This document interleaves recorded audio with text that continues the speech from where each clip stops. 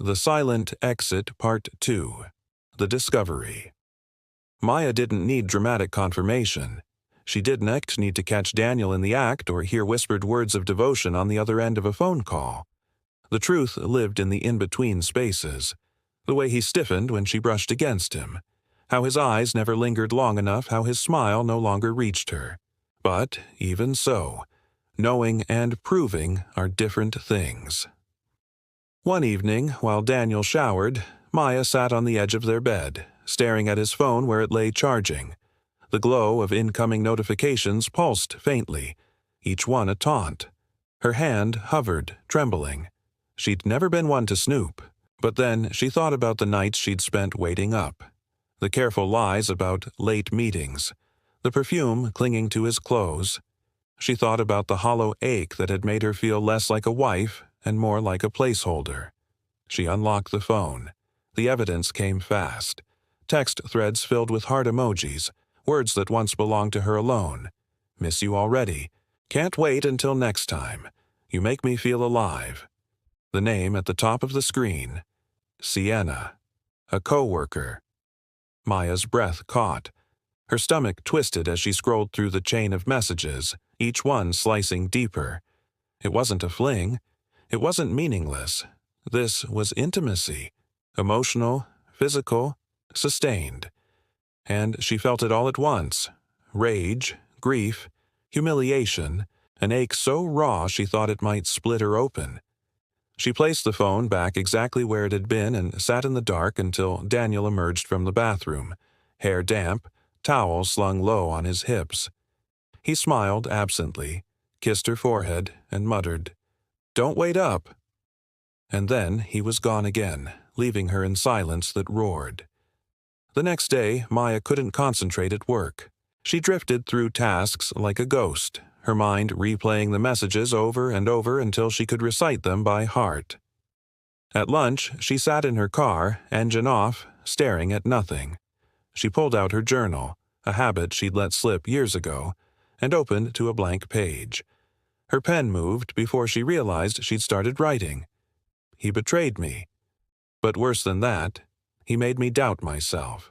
I kept thinking I was too demanding, too boring, too much or not enough. But the truth is, he chose to lie, and I chose to believe. That's the part that hurts the most. She paused, staring at the words until her vision blurred. Then, more slowly, I don't know if I want to scream or walk away quietly, but either way, I can't keep pretending I don't know. The pretending is what's killing me. When she closed the journal, her hands felt steadier than they had in weeks. She didn't confront Daniel that night, or the next. Instead, she observed.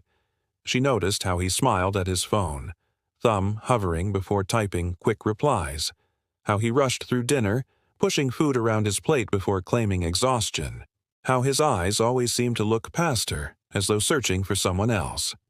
And each time, Maya tucked the observations away, not as evidence for a fight, but as puzzle pieces fitting together. Her silence became her shield. One evening, she met Lila for wine. The clink of glasses, the hum of the bar, the easy familiarity. It all felt like a reminder of who she used to be before her world shrank to the size of Daniel S. approval. "You're quieter than usual," Lila said, studying her. "Something's wrong." Maya hesitated, then nodded. Daniel's cheating.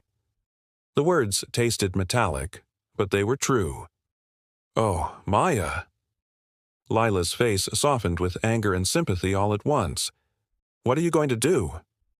"I don't know," Maya admitted. "Part of me wants to throw his clothes out the window. Part of me wants to just leave, disappear."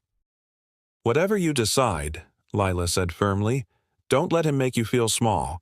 You don't deserve that." Maya smiled faintly, though it didn't reach her eyes. "That's the thing. He already did. But maybe I can take that back." That night, lying beside Daniel as he scrolled on his phone, Maya stared at the ceiling and felt something shift inside her. She realized revenge didn't have to be messy. It didn't have to be fire and fury. Sometimes the sharpest revenge was silence, the kind of absence that left someone hollow, the way she felt now. She wouldn't scream, she wouldn't beg, she would wait, and when the time came she would leave in a way he'd never expect. And that absence, she knew, would burn longer than any fight ever could.